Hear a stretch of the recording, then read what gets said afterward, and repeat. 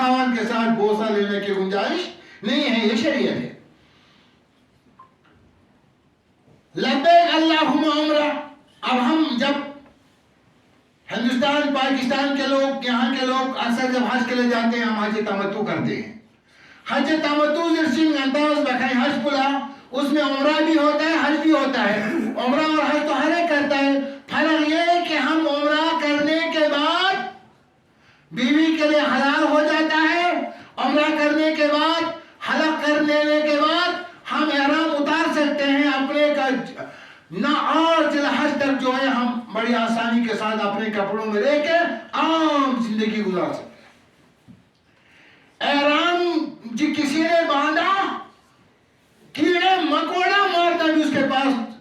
کوئی جانور کے ساتھ چھونے کا اس کو کہیں گنجائش، اللہ کی جانور کی بات چھوڑو، خدا نہ خواستہ اگر کہیں سر میں جوا نظر آئے، کسی پہ جوا نظر آئے، اس کے بھی ہٹانے کی اور مارنے کی گنجائش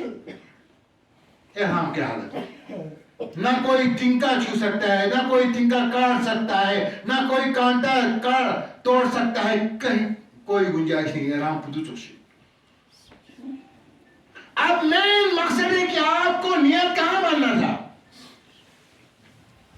جب آپ میقات پہ پوچھے، احرام تو آپ نے جہاز میں پہن لیا، احرام تو آپ نے ڈیرے سے پہن کے نکلا، احرام آپ نے حج ہاؤس سے پہن لیا، احرام پہن کے نکلے، نیت وہاں باندھنا ہے۔ اور ہو سکتا ہے اگر کسی کو نیت چھوٹ جائے، ہو سکتا ہے اگر کسی کو احرام ہی چھوٹ جائے، یہاں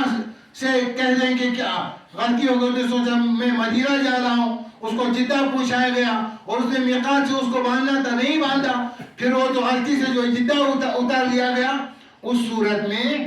اس شخص کے لیے ایک دم لازم ہو جاتا ہے، اس کو پینلٹی ہوتا ہے، اور ایک قربانی اس نے ایکسس کرنا ہے، وہاں جا کر کے ایک قربانی دینا۔ اسی لیے کل مجھے کہتا تھا حج کیا سیکھنا ہے؟ حج اسلامی ارکان میں سے، لیکن ایک ایسا عمل ہے، نماز، ایک مسلمان نماز پڑھتا ہے، جب تک نہ بچے کو درسگاہ میں تربیت نہ دی جائے، محلے کا ملا یا محلے کا غربا یا کوئی قرآن جانے والا نہ سکھائے نماز کی تربیت، والدین نہ سکھائے، وہ بچہ کیا جانے نماز کیا ہوتا ہے، ظہر میں کتنے رکعت، عصر میں ایک حاجی کے لیے حج ایک ایسے عمل ہے، فرائض میں سے ایک فرض ہے، اس کو سیکھنا، اور اس کے جس طرح وہ سیکھتا ہے اس طرح اس عمل کو جب تک نہیں کریں گے تب تک بے شک وہ بہت سارے ثواب کما سکتا ہے، لیکن اس کی حج اگر اس نے جو عمل اس سے کرنا ہے نہیں کی ہوگی تو اس کا وہ حج مکمل ہونے والا۔ اس لیے محمد رسول اللہ صلی اللہ علیہ وسلم نے فرمایا، نہ جانے آئندہ سال پھر میں آپ میں ہوگا یا نہ ہو، اس لیے میں تمہیں کہتا ہوں کہ اس سال ہم لوگ حج پہ نکلے ہیں، حج سیکھ کے رکھو۔ چی بات ہے بیازر لنگائیں کھندر محیا یونچے چھے لگیشا خدا تعالیٰ زندگی کا چچر کھندر دیجر بگاد اس سال میں سے حج سیکھ کے رکھو۔ یہ تو حکم کیا محمد رسول اللہ نے کہ حج سیکھو، احرام کیسے باندھنا ہے، احرام کیا چیز ہے، احرام پہننے کے بعد اور بھی کیا چیز ہے، مسلم کے اوپر ایک حاجی کے اوپر احرام ہو جاتا ہے۔ یہ سے روزدار میں نے پہلے بتایا، سحری کھا لے اس دن میں اور اس کو بیوی سامنے ہو، عام دنوں میں آپ چاہے تو اگر آپ کو جو ہے شہوت ہو جائے بیوی کے ساتھ، آپ جو ہے اپنے شہوت کی اظہار کر سکتے ہو، لیکن اگر آپ روزے سے ہو، سحری کھانے کے بعد آپ کو ابھی حلال بیوی بھی آپ کے اوپر جب تک نہ اختیاری نہ ہو جائے حرام۔ ایسے ہی جب احرام باندھ لیتا ہے تو ایک بندھن میں بن جاتا ہے، اور ان شرائط کو اس کے اوپر لازم کی جاتی ہے، اور ان شرائط کو لے کر کے اسے چلنا ہے، اور میقات پہ اس نے نیت باندھی۔ اب میقات پہ آپ نے نیت باندھ لی، آپ کو جہاز کے اندر گرین سگنل دی جاتی ہے کہ میقات آ رہا ہے، آپ کو چوکس ہونا ہے، اور جو ہی آ جائے وہیں سے آپ نے تلبیہ بھی سٹارٹ کرنا ہے۔ نیت باندھنے کے بعد لبیک اللہم عمرہ، ابھی تو ہم عمرہ کر رہے ہیں، حج تمتع کرنے والے ہیں، لبیک اللہم عمرہ، بس یہی نیت ہے، نیت ہو گئی۔ اب اس کے بعد شروع کریں، لبیک اللہم لبیک لبیک لا شریک لک لبیک ان الحمد والنعمت لک والملک لا شریک لک۔ اب یہ اور اللہ کے رسول فرماتا ہے صحابہ کرام رضوان اللہ تعالیٰ علیہم اجمعین سے مخاطب ہو کے آتی جبریل علیہ السلام، جبریل میرے پاس آیا، فامرنی اور مجھے حکم کیا، ان امر اصحابی اور میں آپ صحابوں کو حکم کرتا ہوں، نے ہمیں حکم کیا، وہاں میں جو میرے ساتھ ہے، ان یرفع اصواتهم بالاحلال، جب تم یہ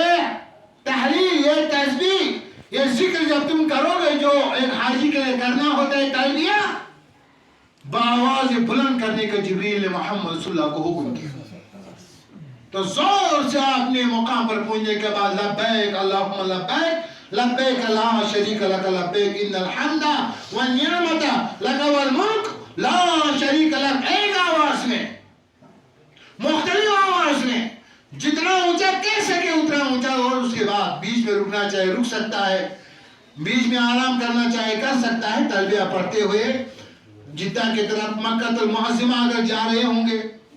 تو اس صورت میں جو ہے آپ نے وہاں یہاں سے آپ کو ایویڈنس دی جاتی ہے، آپ کو کہا جاتا ہے آپ لوگ احرام باندھو، آپ کے ابھی سے ہی حاجیوں کو معلوم ہوگا آپ لوگوں کو مکہ لے رہا ہے کہ مدینہ لے رہا ہے، تو پہلے سے اطلاع دی جاتی ہے. اگر مدینہ لینا ہے احرام کی کوئی ضرورت نہیں ہے، پھر تو وہاں میقات سے گزرنا ہی نہیں، پھر تو وہاں سے واپس جا کر کے آپ کو ذوالحلیفہ کے مقام پر جو مدینہ اور مکے کے بیچ میں جو ہے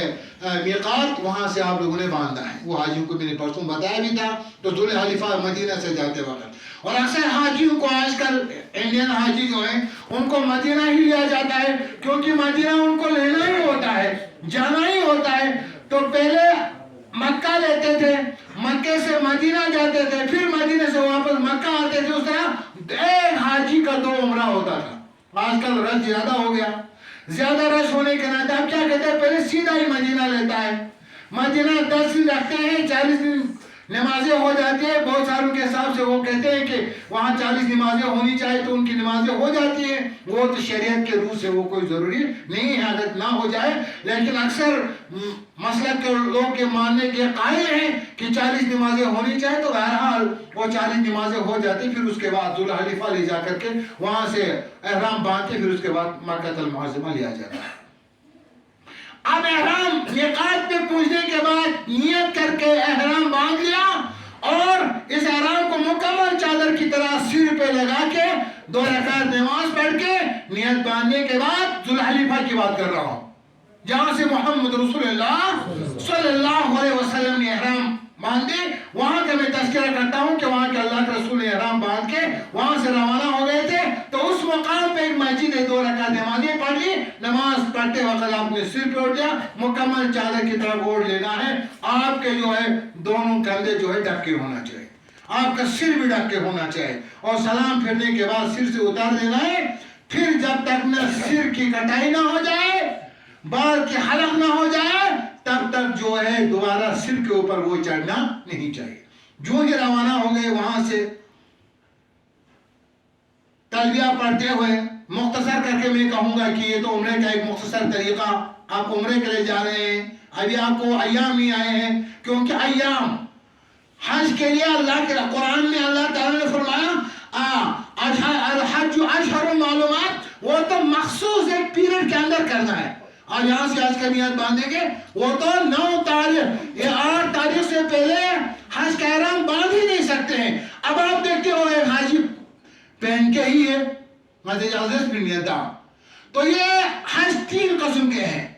ہم حج تمتع والے ہیں، ہمیں احرام مکمل نہیں رہے گا، عمرہ کر کے ہم چھوڑیں گے. لیکن وہ حج افراد کرنے والا، حج قران کرنے والا، جو قربانی لے کے گئے ہیں، جن کو عمرہ نہیں ہے، جو مخصوص جو ہے وہاں سے جو حج کے لیے نکلے ہیں، ان کے لیے ان کو جب تک نہ حلق نہ ہو جائے، جب تک شیطان کو پتھر نہ مارے، جب تک نہ قربانی نہ ہو جائے، تب تک وہ نہیں اتار سکتے. وہ الگ بات ہے. ہم اپنے ہی لحاظ سے اپنے حاجیوں کی مناسبت سے گوش گزار کرنے کی کوشش کریں گے. جو مسئلہ ہمارے حاجیوں کو اللہ تعالیٰ ہم میں سے جس کو توفیق دے انہیں کس طرح کے عمل کرنے کی ضرورت ہے قرآن حدیث کے روشنی میں. وہاں سے اللہ کے رسول ذوالحلیفہ سے احرام باندھ کے چلے. عورتوں کو وہی کپڑے، مردوں کے 2 کپڑے انہوں نے باندھ لیا، اور ٹخنا اس کا کھلا ہونا چاہیے. چپل کسی بھی قسم کے شوز آپ کسی قسم کے استعمال کر سکتے ہو. وہاں سے جب تک تلبیہ پڑھتے ہوئے جانا ہے، وہاں سے آگے کوئی قائد نہیں. اب اس کے بعد جب مکہ المعظمہ پوچھتے ہیں یندہ حاجی اللہ، یا آپ نے پرسوں میں نے اوائرنس میں آپ کو بتایا ہے، مکہ المعظمہ میں آپ کو کہیں لے جائے، آپ کو ڈیرا لے جاتے ہیں، آپ نہا سکتے ہو، آپ کو ڈیرا لے جاتے آپ کھا پی سکتے ہو، آپ کو احرام کی حالت میں آپ کو باتھ روم میں نہانا دھونا سب کچھ کرنے کے بعد وہ کہ احرام پہن کے آپ لوگ اپنے قافلے کی شکل میں جو ہے آپ کو مکہ جو ہے اب آپ لوگوں کو طواف کرنے کے لیے جانا ہے۔ نماز کے وقت ہوگا، پہلے نماز پڑھیں گے، طواف کرتے کرتے جماعت کھڑی ہو گئی تو جماعت میں گھس جائیں گے، 3 طواف کیا، چوتھے پہ نماز سٹارٹ ہو گیا، اسی صفحے میں کھڑا ہونا ہے، یاد رکھنا ہے کہ میرے 3 چکر لگائے ہیں، 4 اور لگانے ہیں۔ آپ بولے نماز طواف بنچت کون کیا بچتو، میں نے دیکھا ایسے حاجی، میں نے وہاں ایسے حاجی دیکھے جو لوگ نماز کے لیے کھڑے ہوتے ہیں وہ طواف کرتے ہیں، جب جماعت کے لیے کھڑا ہو گیا اب آپ نے 3 کیا 3.5 کیا، جہاں پہ وہیں رہو، ادھر نماز پڑھو، نماز مکمل ہو گئی وہیں سے پھر چلو چکر پورا کرو۔ اب جانے کے بعد سیدھا حضرت اسود کے پاس جانا ہے، اب بھیڑ بھاڑ ہونے کے ناطے آپ لوگوں کو جو ہے وہاں دور سے ہی پتہ لگے گا، گرین لائٹ لگی ہوگی حرم کے کونے پر، اسی گرین لائٹ کے سیدھ میں جو وہ لائن کھینچی ہوئی ہوگی، اسی لائن پہ آپ جو ہے یہاں لوگ حاجی کھڑے ہوتے ہیں، کھڑا ہونا ہے اور اس کے بعد جو ہے ہاتھ کھڑا کر کے بسم اللہ یا اللہ اکبر کر کے آپ لوگوں نماز اسٹارٹ کرنا ہے۔ اگر کوئی بوسہ دینے کو پہنچ جاتا ہے ماشاءاللہ اچھی بات ہے۔